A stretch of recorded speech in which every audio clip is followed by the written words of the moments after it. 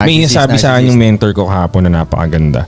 Sabi niya sa akin, parents sila. Tapos parang sabi niya dun sa asawa niya, nagbakasyon sila eh. Tapos baby pa yung anak nila, iniwan sa mother-in-law. Ganyan. Siyempre, mother-in-law, parang magagalit, whatever, di ba?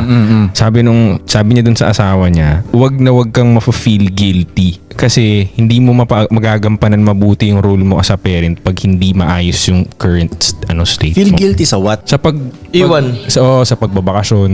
Kasi iniwan nga yung anak para Okay. So parang ang point niya, talagang kailangan ayusin mo yung sarili mo muna. Siya nga, gising siya ng 5 a.m. hanggang 9 a.m. bawal siya, walang kakausap sa kanya. So naisip ko, shit. So kailangan mo talaga i-prioritize muna yung sarili mo. Mas stabilize mo muna bago ka Sa normal na pamilyang Pilipino, gagala kayo, hindi kasama anak nyo.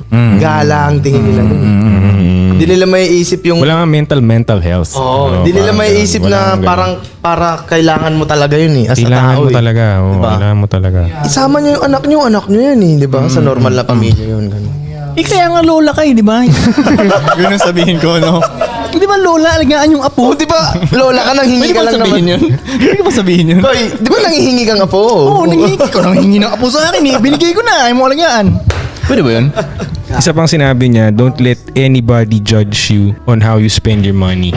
Yeah, gusto ko yan, Frank. Tangina. As long as na may kaduktong yun daw. May kadugtong daw. Mapir ka agad eh. Pakinggan mo yung kadugtong. As long, Sinabi okay, na yun eh. again, Sinabi na yun. don't let anyone judge you on how you spend your money, but you have to be responsible about it. Yes, You know what I'm 100. saying? Like, take care of your responsibility muna. You know?